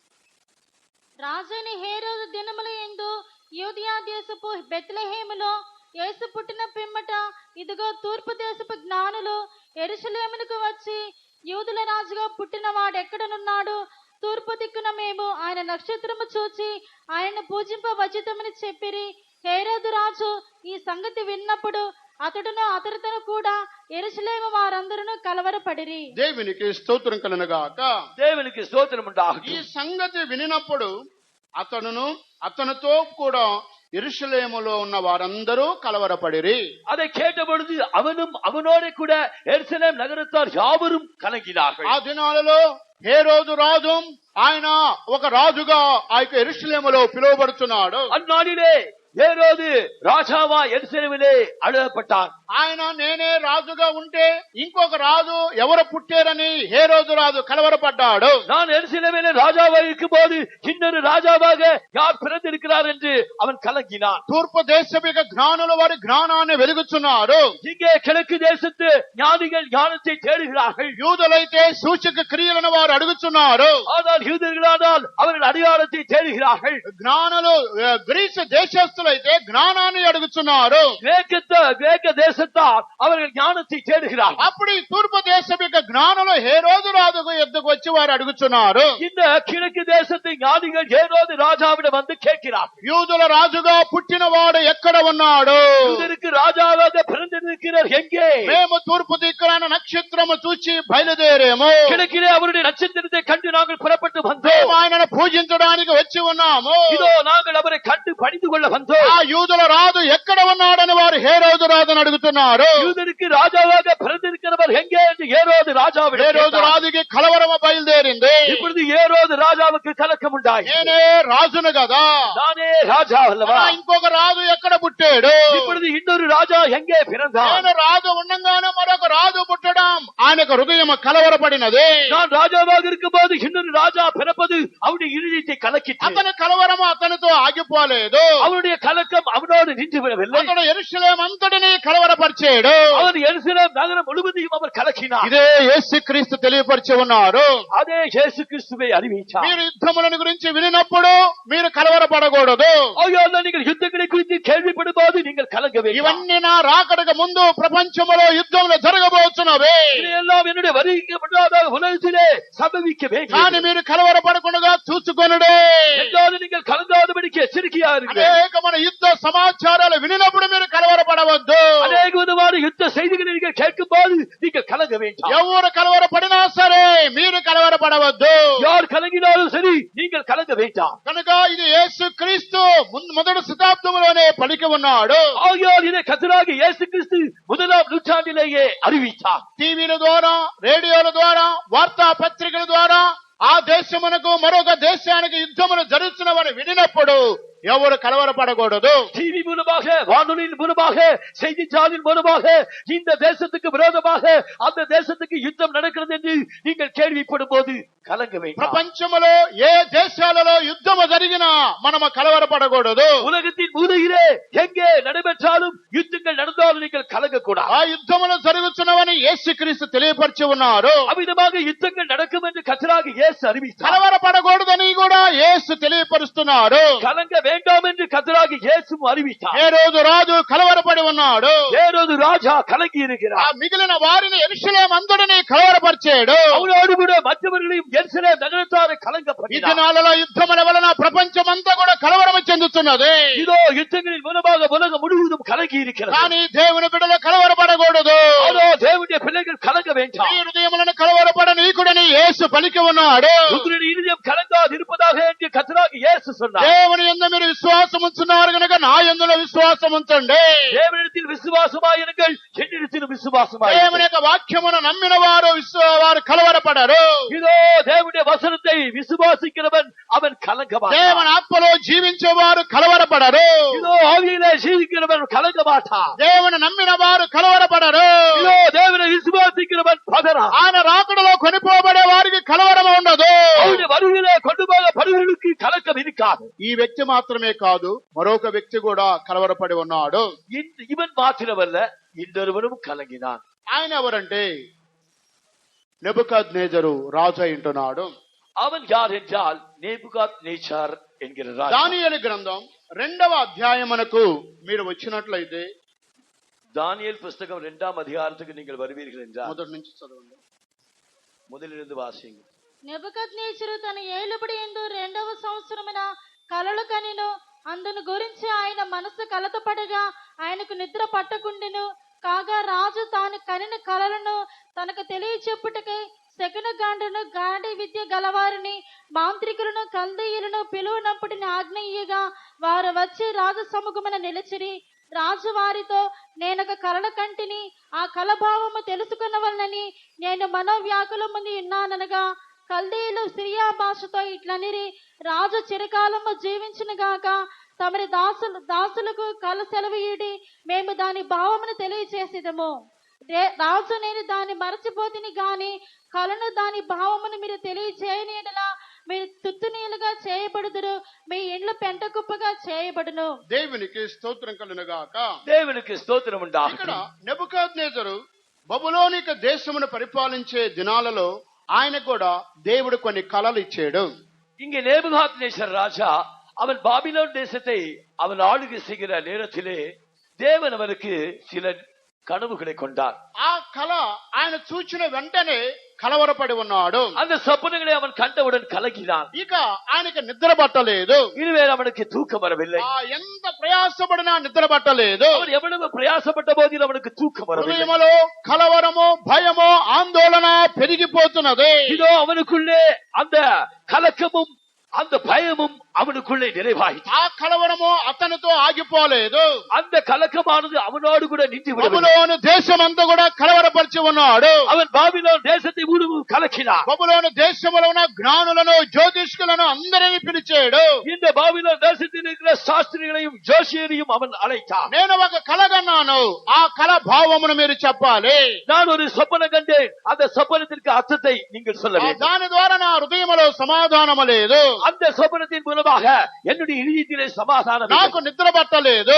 எனக்கு தூக்கம் வரவில்லை. మీరు దాన్ని తెలియపరచండి ఆ రాజు వారందరికి ఆజ్ఞాపించాడు. அப்பொழுது ராஜா அவர்களுக்கு நீங்கள் அதை அறிவிக்க வேண்டும் என்று கட்டளை கொடுத்தார். వారు చెప్పారు, అయ్యా మీరు తమరు ఇంతకీ ఏ కల చూసారో ఆ కల చెప్పండి, దానిని బట్టి దాని భావం ఏం చెప్తామని వీరు సమాధానం ఇచ్చారు. அப்பொழுது அந்த ஞானிகள், ராஜாவே நீர் கண்ட சொப்பனத்தை சொல்லும், அப்பொழுது நாங்கள் அதனுடைய அர்த்தத்தை அறிவிப்போம் என்றார்கள். కానీ ఆ రాజు చెబుతున్నాడు, కళను కూడా నేను మర్చిపోయాను, నాకు తెలియదు, కళ మీరే చెప్పాలి, దాని భావము కూడా మీరే చెప్పాలి. ஆனால் ராஜா இப்பொழுது சொல்லுகிறான், நான் கண்ட சொப்பனத்தை நான் மறந்து விட்டேன், நான் கண்ட சொப்பனத்தை நீங்கள் சொல்ல வேண்டும், அதனுடைய அர்த்தத்தையும் சொல்ல வேண்டும் என்றார். అప్పుడే మీకు ఘనత బహుమానములను ఇస్తానని రాజు చెబుతున్నాడు. அப்பொழுது நான் உங்களுக்கு கனத்தையும் வெகுமானத்தையும் நான் தருவேன் என்றார். ఒకవేళ మీరు దాన్ని చెప్పనట్లయితే వెంటనే మిమ్మల్ని పెంట కుప్పల వలె తుత్తు నీలుగా నరికి పారవేస్తానని ఆజ్ఞాపించాడు. அவ்விதமாக அந்த சொப்பனத்தையும் அதனுடைய அர்த்தத்தையும் நீங்கள் சொல்லாவிட்டால் உங்களை எரிக்கணத்திலே உங்களை கொண்டு போடுவேன் என்று அவர் சொன்னார். ప్రియమైన సహోదరి సహోదరా, பிரியமான சகோதரே சகோதரியே, ఆయన ఆ కళను చూసి కలవరపడి బబులోను దేశాన్ని కలవరపరిచాడు. இதோ அவன் ஒரு சொப்பனத்தை கண்டு கலங்கி பாபிலோன் தேசத்தை முழுவதையும் அவன் கலக்கினான். ఆ కళ దేనిని గురించి చూచాడు? அவன் அந்த சொப்பனத்தை எதை குறித்து கண்டான்? దేవుడు అంత్య దినాలలో తన యొక్క రాజ్యములో జరగబోయే ఒక కార్యముల గురించి దేవుడు దానియేలుకు బయలుపరిచాడు. தேவன் தம்முடைய ராஜ்யத்தை குறித்து சில வெளிப்பாடுகளை தானியேல் மூலமாக வெளிப்படுத்தினார். నెబుకద్నెజరు రాజ్యము పతనమైపోతున్నది. இப்பொழுது நேபுகாத்நேச்சாருடைய ஆளுகைகள் அவர்கள் சின்னாபின்னமாக போகிறார்கள். దేవుడు ఒక రాజ్యాన్ని స్థాపింపబోతున్నాడు. தேவன் தம்முடைய ராஜ்யத்தை ஸ்தாபிக்க போகிறார். ఆ రాజ్యము దేవుని యొక్క రాజ్యం అంటున్నది. அந்த ராஜ்யம் தேவனுடைய ராஜ்யமா இருக்கிறது. అది పరలోకం యొక్క రాజ్యం అంటున్నది. அதுதான் பரலோக ராஜ்யமா இருக்கிறது. ఆ రాజ్యానికి ముందు 5 రాజ్యాలు పతనమైపోతున్నవి. அந்த ராஜ்யம் ஸ்தாபிக்கப்படுவதற்கு முன்னதாக 5 ராஜ்யங்கள் அது பிரிந்து போகிறது. ఆయన రాజ్యములో ఒక బంగారు ప్రతిమను చూస్తున్నాడు. அங்கே அவர் தன்னுடைய சொப்பனத்திலே ஒரு பொன் சிலையை கண்டார். అనగానే ఆ యొక్క ప్రతిమ యొక్క శిరస్సు బంగారముతో ఉంటుంది. அந்த சிலையின் தலை பொன்னாகிறது. అది బాబులోను సామ్రాజ్యం అంటున్నది. அதுதான் பாபிலோன் சாம்ராஜ்யமா இருக்கிறது. ఆయన చూసిన ఆ యొక్క బొమ్మలు, దాని యొక్క భుజములు వెండి మయాలుగా కనబడుతున్నది. அதற்கு பின்னதாக அந்த சிலையின் மார்பும் அதன் புயங்களும் வெள்ளியாய் అది காணப்பட்டது. మేదియా పార్షియా సామ్రాజ్యం అంటున్నది. அதுதான் மேதியா பெர்ஷியா சாம்ராஜ்யமாய் ఆయన చూసిన காணப்பட்டது. ఆ యొక్క ప్రతిమలు ఆ యొక్క ఉదరము, కడుపు, ఇత్తడి లోహముతో తయారు చేయబడి ఉన్నది. அந்த சிலையுடைய வயிறும் அதன் தொடையும் வெண்கலமாய் இருந்தது. అది గ్రీకు సామ్రాజ్యం అంటున్నది. அதுதான் கிரேக்க சாம்ராஜ்யமாய் ఆ గ్రీకు காணப்பட்டது. సామ్రాజ్యములోనే యేసు క్రీస్తు అలెగ్జాండర్ చక్రవర్తి భారతదేశాన్ని పరిపాలించాడు. அந்த கிரேக்க சாம்ராஜ்யத்தில் தான் மகா அலெக்சாண்டர் பாரத தேசத்தையும் ஆளுகை செய்தார். ఆయన చూసిన ఆ విగ్రహములో 4వ భాగము ఆ మోకాళ్ళు, ఈ తొడలు అవి ఇనుముతో తయారు చేయబడి ఉన్నవి. அந்த சிலையின் 4வது பதவியாகிய அதனுடைய கால்கள் இரும்பும் அதன் பாதங்கள் பாதி இரும்பு பாதி களிமண்ணுமாய். ఇది రోమా సామ్రాజ్యాన్ని బయలుపరుచున్నది. அதுதான் ரோம சாம்ராஜ்யத்தை ఈ రోమా సామ్రాజ్యములోనే యేసుక్రీస్తు జన్మించాడు. இந்த ரோம சாம்ராஜ்யத்தில் தான் கர்த்தராகிய இயேசு பிறந்தார். ఆ తర్వాత నెబుకద్నెజరు చూసిన ఈ ప్రతిమలో ఆఖరి భాగము సగము మట్టి సగము ఇనుము అది కలిసి ఉన్నది. இந்த நேபுகாத்நேச்சர் கண்ட சொப்பனத்திலே அந்த சிலையின் கடைசி பாகம் அதனுடைய பாதங்கள் பாதி இரும்பும் பாதி மண்ணுமாயிருது. ఆ సగము ఇనుము సగము మట్టి, அதில் பாதி இரும்பும் பாதி களிமண்ணுமாய். ఈ యొక్క ఇనుము బలమైన పార్టీకి సాదృశ్యముగా ఉన్నది. இந்த இரும்பானது அது பலமுள்ள ஒரு பார்ட்டிக்கு சமமாய்.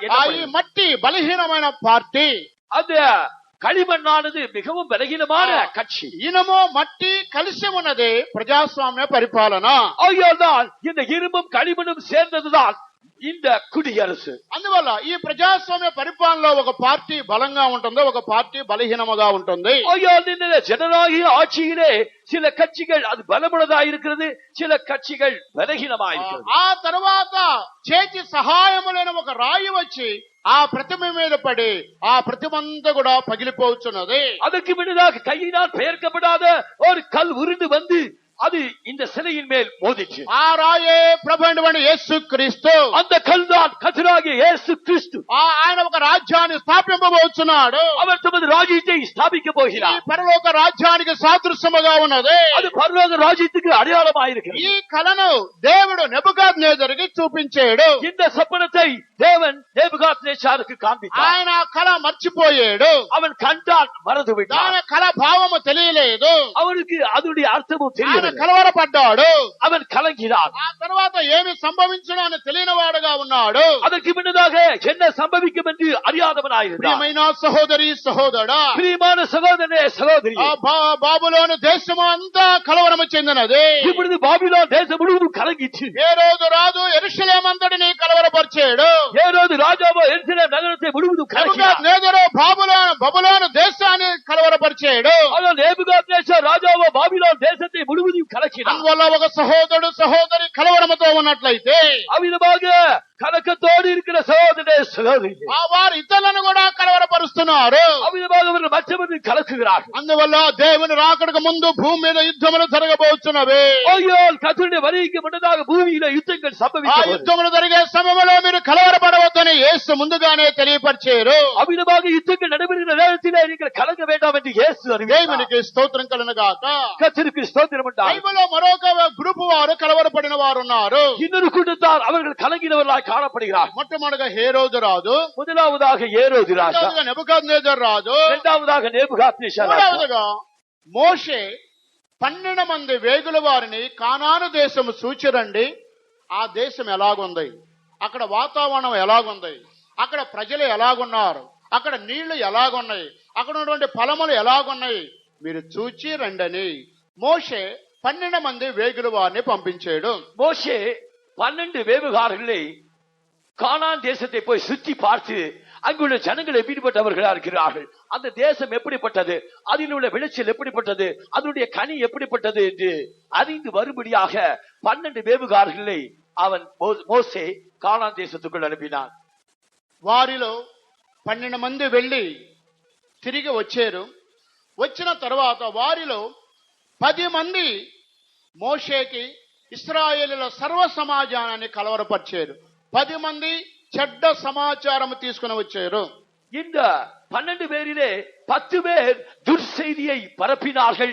ஆகையால் அவர்கள் ஜனங்களை கலங்க பண்ணினார். మేము ఆ దేశాన్ని చూచేమో, நாங்கள் அந்த தேசத்தை கண்டோம். ఆ దేశము మంచిది కాదు, அந்த தேசம் நல்லது அல்ல, అందులో భూమి నిస్సారముగా ఉన్నది, அங்கே பூமி விசாரமா இருக்கிறது, అందులో ఏ పంటలు పండవు, அங்கே எந்த விளைச்சலும் உண்டாகாது, అందులో తీసుకొచ్చిన ఫలాలు ఇవే అని వారు చెప్పారు. அங்கே இருந்து கொண்டு வந்த நிலத்தின் கனி இதுதான் ఆ என்றார். దేశంలో జీవించే మనుషులు చాలా బలమైన వారు, அந்த தேசத்து ஜனங்கள் மிகவும் பலவான்கள். వారు దృష్టికి మేము మిడతల్లాగా ఉన్నాము, அவர்களுடைய பார்வைக்கு நாங்கள் வெட்டுக்கிளிகளை போல் இருந்தோம். వారైతే ఏనుగుల్లాగా ఉన్నారు. அவர்களோ பார்த்தால் அவர்கள் ராட்சசர்களை போல் இருக்கிறார். వారి దృష్టికి మేము మిడతల్లాగా ఉన్నాము. அவர்களுடைய பார்வைக்கு நாங்கள் வெட்டுக்கிளிகளை போல் இருந்தோம். అక్కడ అనాకీలు ఉన్నారు, அங்கே அமலாக்கி இருக்கிறார்கள், అక్కడ నెఫీలీలు ఉన్నారు. அங்கே எபேசியர்கள் వారు இருக்கிறார்கள். ఉన్నతమైనటువంటి దేహం కలిగిన వారు. அவர்கள் நெடியவர்கள். అందువల్ల ఆ దేశములో మనం ప్రయాణం చేయలేం, అక్కడ జీవించలేమని ఈ 10 మంది చెడ్డ సమాచారాన్ని తీసుకొచ్చారు. அங்கே அந்த தேசத்தை நாம் சுதந்திரிப்பதில்லை, அங்கே போக முடியாது, வாழ்வதுமில்லை என்று சொன்னார். దానిని గురించి సంఖ్యాకాండం 13వ అధ్యాయం ఆఖరి భాగము, సంఖ్యాకాండం 14వ అధ్యాయం 6-7 మొదట ప్రారంభ వాక్యాలు మీరు చదువుకోనండి. அவ்விதமாக என்னாகும் 13ஆம் அதிகாரம் கடைசி வசனத்திலும் என்னாகும் 14ஆம் அதிகாரம் முதல் வசனத்திலும் நாம் இதை குறித்து வாசிப்போம். యెహోషువ కాలేబు వారిద్దరు మంచి సమాచారాన్ని తీసుకుని వచ్చారు. யோசுவாவும் காலேபும் அவர்கள் நல்ல செய்தியை கொண்டு வந்தார்கள். మిగిలిన 10 మంది చెడ్డ సమాచారం తీసుకుని వచ్చారు. மற்ற 13 பேரும் அவர்கள் துர்செய்தியை ஜனங்களுக்கு கொண்டு ఈ வந்தார்கள். 10 మంది చెడ్డ సమాచారం తీసుకుని వారు ఇశ్రాయేలును కలవరపరిచారు. இந்த 10 பேர் இந்த துர்செய்தியை பரப்பினவர்கள் இஸ்ரவேலை கலங்க అప్పుడు பண்ணினார்கள். ఇశ్రాయేలీలందరూ కూడా వారు ఏడుస్తున్నారు. இப்பொழுது இஸ்ரவேல் ஜனங்கள் எல்லாரும் அழுகிறார்கள். మోషే మమ్మల్ని ఎందుకు ఐగుప్తులో నుండి తీసుకొచ్చావు? மோசே எதற்காக எங்களை எகிப்து தேசத்திலிருந்து கொண்டு வந்தார்? ఐగుప్తులో సమాధులు లేవా? எகிப்திலே கல்லறைகள் இல்ல. ఎందుకు మమ్మల్ని ఇక్కడికి తీసుకుని వచ్చావు? எதற்காக இங்கே கொண்டு வந்தார்? 10 మంది చెప్పిన కలవరము మాటలు విని మోషేకి విరోధంగా వీరు లేచి ఉన్నారు. இந்த 10 பேர் சொன்ன கலங்கப்பட்டின வார்த்தைகள் மூலமாக இப்பொழுது ஜனங்கள் மோசேக்கு விரோதமாக எழுப்பினார். ప్రియమైన దేవుని బిడ్డలారా, కలవరం అనేది ఇతరులను కూడా కలవరపరుచున్నది.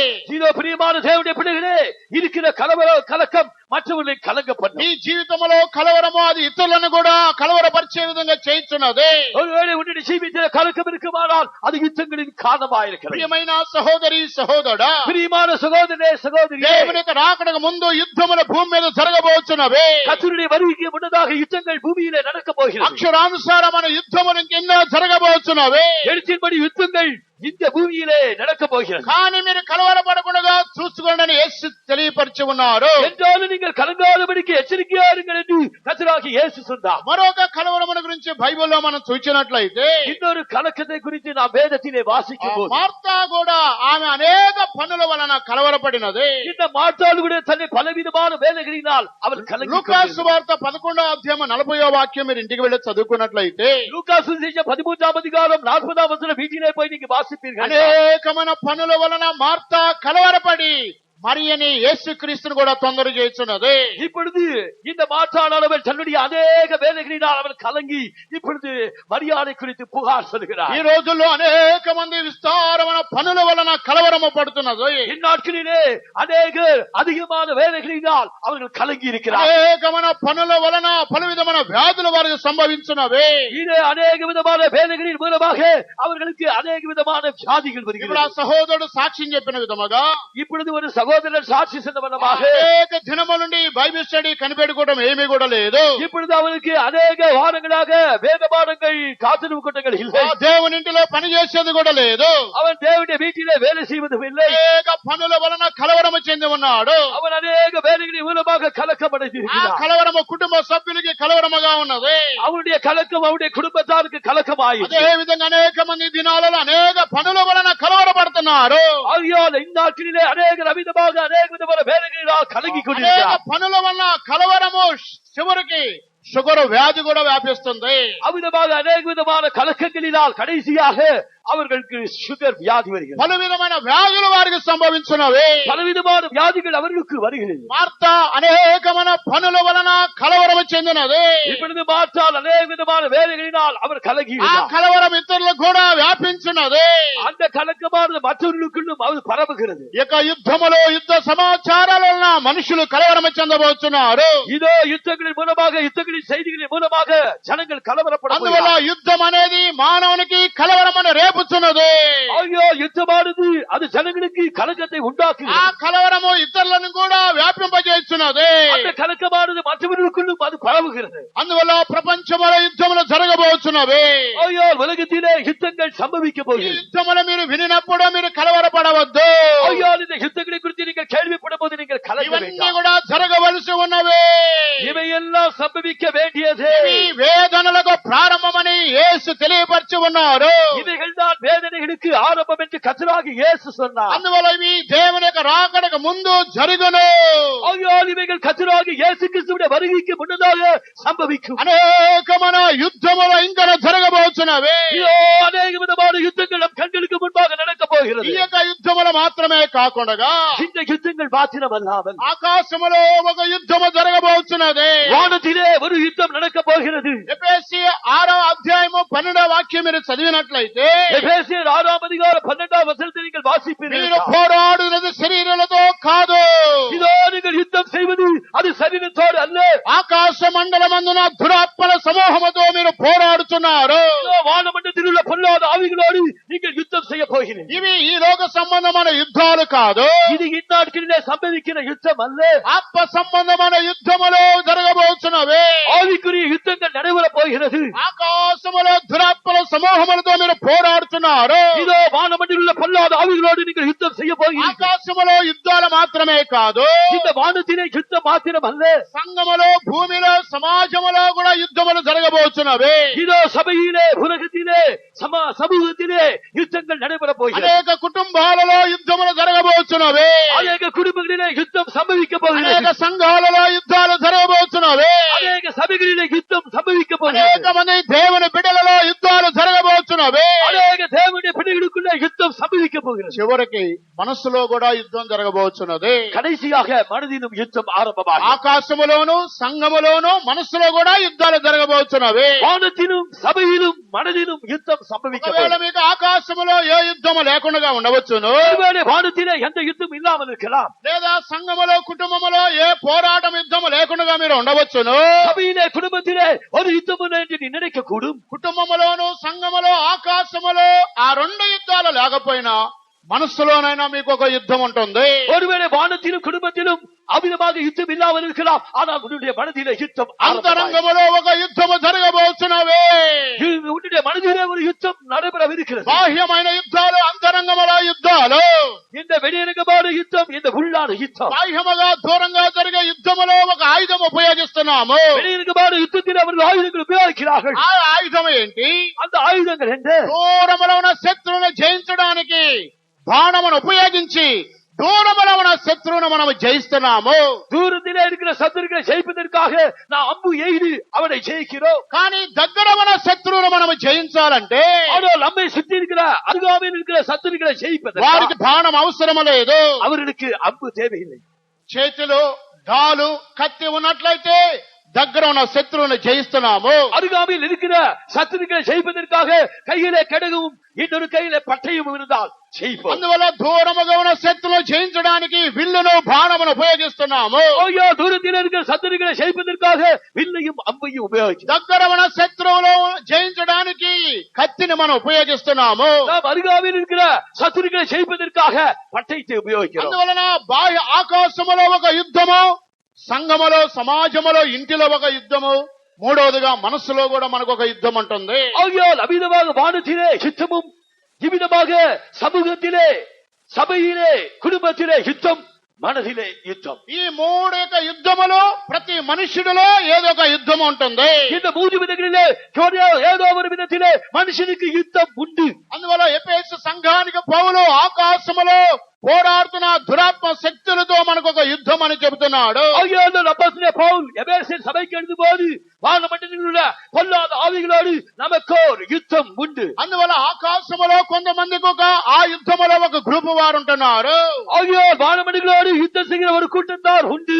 మరొక గ్రూప్ వారు కుటుంబములో సంఘములో కొన్ని యుద్ధాలలో వారు ఉంటున్నారు. அவ்விதமாக இன்னொரு கூட்டத்தார் அவர்கள் தங்களுடைய குடும்பங்களிலே, சபையிலே, சமூகத்திலே யுத்தம் செய்கிறார்கள் இருக்கிறார். కొంతమందికి ఆకాశము సంఘములో ఏ యుద్ధాలు లేకపోయినా இன்னும் ஒரு கூட்டத்தாருக்கு வானத்திலே, சபையிலே யுத்தம் இல்லாதிருந்தும் వారికి మనసులో అంతరంగములో ఒక యుద్ధం ఉంటుంది.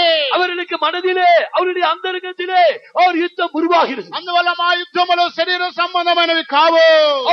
நம்முடைய யுத்தங்கள் அது மாம்சத்துக்கு ஏற்ற யுத்தங்கள் அல்ல. యుద్ధములో ఆత్మ సంబంధమైన యుద్ధములు. நம்முடைய యుద్ధங்களோ ఆవికుரிய యుద్ధங்கள். ఆత్మ సంబంధమైన యుద్ధములు బైబిల్లో అనేక స్థలాలలో రాయబడి ఉన్నవి. ఆవికుரிய యుద్ధங்கள் வேதத்திலே அநேக இடத்திலே எழுதப்பட்டிருக்கின்றன. ఈ యొక్క యుద్ధములు ఇక్కడ కూర్చున్న మనందరిలో ఇక యుద్ధాలు ఉన్నవి. ఉన్నవే. இதோ இங்கே உட்கார்ந்திருக்கிற நம்ம ஒவ்வொருவரிலும் யுத்தம் இருக்கிறது. అందువల్ల యుద్ధముల గురించి దేవుని చిత్తం అయితే రాబోయే దినాలలో మనం నేర్చుకుందాము. ஆகையால் அப்படிப்பட்ட யுத்தங்களை குறித்து வரப்போகிற நாளிலே தேவனுக்கு சித்தமானால் நாம் కానీ தியானிப்போம். యేసు క్రీస్తు చెప్పినటువంటి యుద్ధములు హోల్ వరల్డ్ లో ఆయా స్థలాలలో జరిగిన యుద్ధములు ఆయన రాకడికి సూచనలని ప్రభువు పలికి ఉన్నారు. ஆனால் கர்த்தராகிய இயேசு கிறிஸ்து என்ன அடையாளமான யுத்தங்கள் அது உலகத்திலே அது அவருடைய வருகைக்கு முன்னதாக సంభవిக்கும். ఆ యుద్ధములు జరిగే సమయంలో వాటిని మీరు వినినప్పుడు మీరు కలవరపడకుండా చూసుకోనండి. ஆகையால் யுத்தங்களையும் யுத்தத்தின் செய்திகளையும் கேள்விப்படும் போது நீங்கள் கலங்க வேண்டாம். ప్రియమైన సహోదరి సహోదరుడా, பிரியமான சகோதரனே ఈ சகோதரியே, యొక్క కలవరములో నుండి నీవు నేను విడుదల పొందాలి. இதோ இந்த கலக்கத்திலிருந்து நீ ஒரு விடுதலை பெற வேண்டும். అది శరీర సంబంధమైన యుద్ధమైనప్పటికీ, அது மாம்சத்துக்கு அடுத்த யுத்தமா இருந்தாலும், ఆత్మ సంబంధమైన యుద్ధమైనప్పటికీ, அது ஆவிக்குரிய யுத்தமா இருந்தாலும், ఈ యుద్ధములు వినినప్పుడు మీరు కలవరపడకూడదు. இதோ யுத்தத்தை நீ கேள்விப்படும் போது நீ கலங்க வேண்டாம். ఎవరు కలవరపడకుండా ఉంటున్నారు? யார் கலங்காது இருக்கிறார்கள்? దేవుని యందు విశ్వాసం కలిగిన వారు కలవరపడడు. கர்த்தரிடத்திலே விசுவாசம் உள்ளவன் அவன் பதறான். యెషయా గ్రంథం 28వ అధ్యాయం 16వ వాక్యం మనం చదివినట్లయితే, ஏசாயா புத்தகம் 25వ அதிகாரம் 16వ வசனத்தை வாசிப்போம் என்றார். సియోనులో మొట్టమొదటగా పునాదికి రాతిని వేసిన వాడను నేనే. இதோ சியோனிலே முதலாவது அஸ்திபார கல்லை வைத்தவன் நானே. ఆ సియోనునే రాయిని ఎవరైతే మీరు విశ్వసిస్తున్నారో, அந்த சியோனின் கல்லை யார் விசுவாசிக்கிறானோ, ఆ మూలరాయిని ఎవరైతే నమ్ముతున్నారో, அந்த அஸ்திபார கல்லை யார் யார் தெரிந்து கொண்டார்களோ, ఎవరైతే ఆ యేసునందు విశ్వాసం ఉంచుతున్నారో, யார் யார் அந்த கர்த்தராகிய இயேசுவில் விசுவாசம் வைக்கிறாரோ, ఎవరైతే ఆ యొక్క వాక్యమును నమ్ముతున్నారో, யார் யார் அவருடைய ராஜ்யத்தை விசுவாசிக்கிறாரோ, ఆ విశ్వసించిన వారు కలవరపడరు. அந்த விசுவாசிக்கிறவன் பதறான். ఆ యొక్క విశ్వాసం కలిగిన వారు కలవరమ చెందరు. அந்த விசுவாசத்தை வைத்திருக்கிறவன் கலக்கமடையான். అందువల్ల మీ యొక్క విశ్వాసము యేసు మీద ఉండాలి. ஆகையால் உன்னுடைய விசுவாசம் கர்த்தராகிய இயேசு மேல் இருக்கட்டும். ఆ విశ్వాసము దేవుని వాక్యం మీద ఉండాలి. இதோ நம்முடைய விசுவாசம் தேவனுடைய ராஜ்யத்தின் மேல் இருக்கட்டும். అదే యేసు క్రీస్తు కూడా తెలియపరిచి ఉన్నారు. அதைதான் கர்த்தராகிய இயேசு ఈ கிறிஸ்து சொன்னார். హృదయములను మీరు కలవరపడనీయకుడి. இதோ உங்கள் இருதயம் கலங்காதிருப்பதா. దేవుని యందు మీరు విశ్వాసం ఉంచున్నారు గనుక தேவனிடத்தில் நீங்கள் விசுவாசமாய் నా இருப்பது. యందును మీరు విశ్వాసం ఉంచండి. என்னிடத்திலும் விசுவாசமாய் இருங்கள். ఇదిగో నేను త్వరగా రాబోతున్నాను. இதோ நான் சீக்கிரமாய் నా வருகிறேன். తండ్రి ఇంట అనేకమైన నివాస స్థలాలు ఉన్నవి. பிதாவின் வீட்டில் அநேக வாசஸ்தலங்கள் నేను இருக்கிறது. మీకు ఒక స్థలము సిద్ధపరచబోతున్నాను. நான் உங்களுக்காக ஒரு ஸ்தலத்தை ஆயத்தம் பண்ண నేను போகிறேன். స్థలము సిద్ధపరిచిన తర్వాత நான் ஒரு ஸ்தலத்தை உங்களுக்காக ஆயத்தம் பண்ண మరలా వచ్చి నేను మిమ్మల్ని తీసుకుని పోవుదును. மறுபடியுமாக வந்து நான் உங்களை திரும்ப నా எடுத்துக் యొక్క கொள்வேன். మీరు ఎల్లప్పుడూ ఉండుటకు இதோ என்னோடு கூட நீங்கள் என்றென்றைக்கும் నేను இருக்க మరలా రాబోతున్నాను. நான் மறுபடியுமாக నా வரப்போகிறேன். యందు విశ్వాసం ఉంచిన వాడు కలవరపడడు. என்னிடத்தில் விசுவாசி இருக்கிறவன் ஒரு ఆ கலக்கம். యేసు మీద విశ్వాసం ఉంచిన వారు கர்த்தராகிய இயேசுவிடத்தில் விசுவாசமாய் ఆ సియోనులో వేయబడిన మూలరాయి మీద విశ్వాసం ఉంచిన వారు அந்த சீயோனிலே நிறுத்தப்பட்ட அஸ்திபார கல்லை ఆ விசுவாசிக்கிறவன். దేవుని యొక్క వాక్యమును నమ్మిన వారు அந்த தேவனுடைய வசனத்தை விசுவாசித்தவன் వారు కలవరపడరు. அவன் கலங்க மாட்டான். ఎవరు కలవరపడతారు?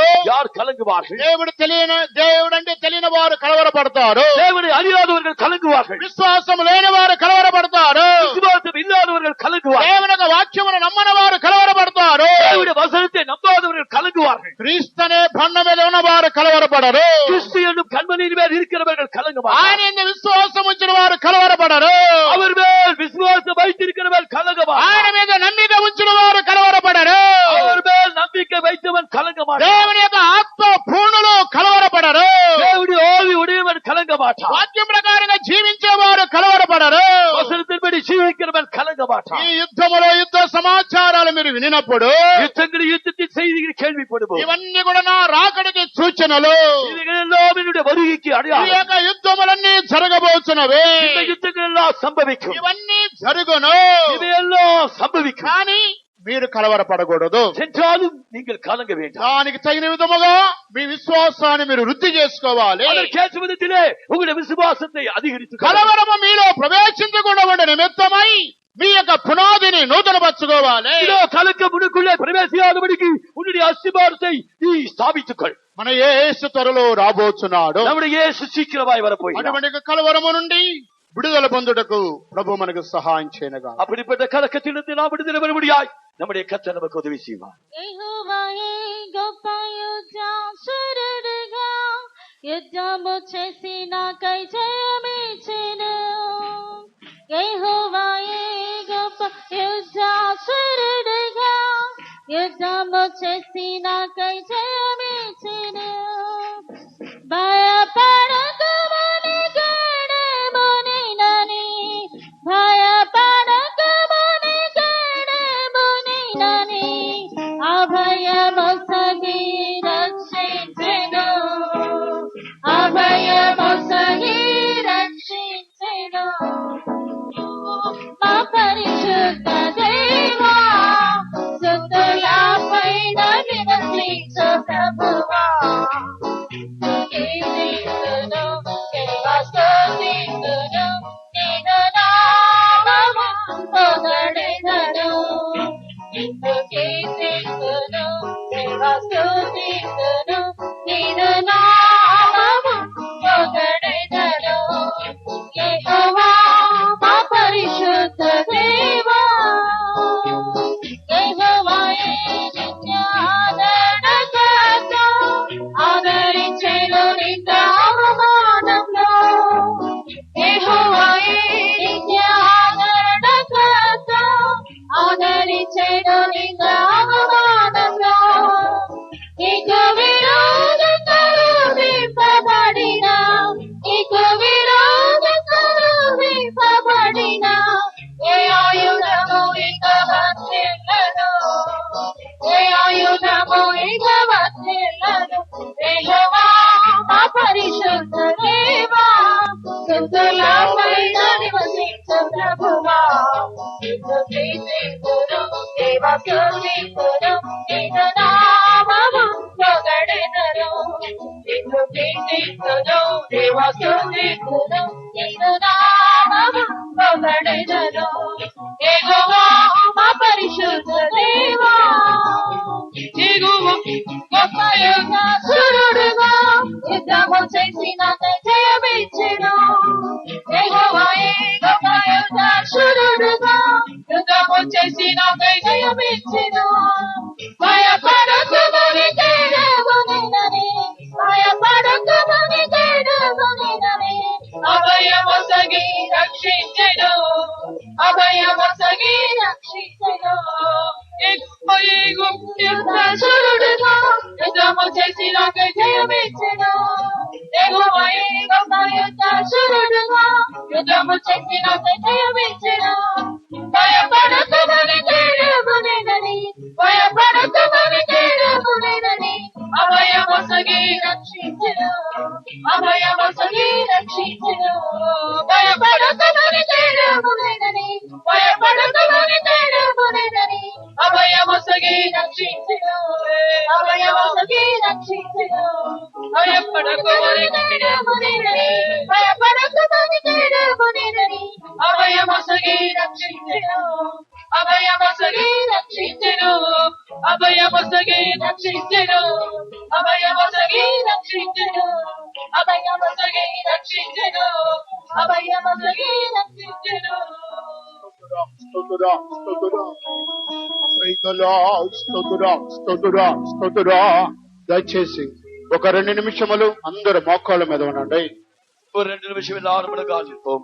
సహోదరి సహోదరుడా 2 నిమిషముల మోకాళ్ళ మీద ఉండండి. సహోదరి సహోదరియే ஒரு 2 నిమిషం నామలు కానిర్పం. దేవుడు తన రాకడకు ముందు ఈ లోకములో జరగబోయే సంభవములను గురించి ఈ దినాలలో దేవుడు మనతో మాట్లాడుతున్నారు. கர்த்தர் தம்முடைய வருகைக்கு முன்னதாக இந்த உலகத்தில் நடக்க வேண்டிய சம்பவங்களை குறித்து இந்த நாட்டில் கர்த்தர் நம்மோடு பேசினார். దేవుని రాకడ అతి సమీపముగా ఉన్నది. இதோ கர்த்தருடைய வருகை அதி சீக்கிரமாய். ఆయన రాకడికి పలు సూచనలు మనం వింటున్నాము. அவருடைய வருகை குறிக்கான அடையாளங்கள் நாம் காண்போம். ఆ దేవుని యొక్క వాక్యములో ఈ రోజు దేవుడు మనతో మాట్లాడాడు. தேவனுடைய வசனத்தில் இன்று நம்மோடு கர்த்தர் பேசினார். యుద్ధములను గురించి యుద్ధ సమాచారాలు మీరు వినినప్పుడు మీరు కలవరపడకుండా చూసుకొనడి. యుద్ధங்களை குறித்து యుద్ధங்களின் செய்திகளை குறித்து கேட்கும் போது நீங்கள் கலங்காதபடிக்கு எச்சரிக்கையாக. కనుక దేశములో యుద్ధములు జరగబోతున్నవి. இதோ தேசத்திலே யுத்தம் சம்பவிக்க போகிறது. ఇప్పటికి 2 ప్రపంచ యుద్ధములు జరిగిపోయి ఉన్నవి. இதுவரைக்கும் 2 உலக யுத்தங்கள் நடைபெற்றன. 3వ ప్రపంచ యుద్ధమునకు అన్ని సిద్ధపాట్లు జరుగుతున్నవి.